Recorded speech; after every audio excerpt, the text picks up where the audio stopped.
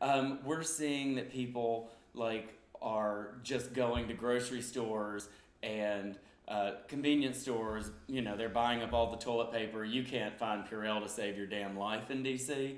Um, and I want to address it from a food supply chain issue because a lot of people have sent me questions online about that. Um, Things that we import from China, they're mostly dry ingredients. So for instance, like Purell hand sanitizer, a lot of those types of products are cheap to make. So it's outsourced to China.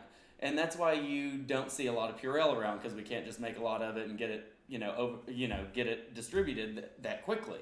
Um, Food is kind of the same way. So if you take things like fruits, vegetables, perishable items like meat, eggs, things like that, we're not really at a risk for a huge shortage. You might not get your favorite food, but like pizzas and microwavable stuff and processed foods, obviously the more safe things to pick, but they're not going to go anywhere anytime soon. So you don't have to panic on a food side.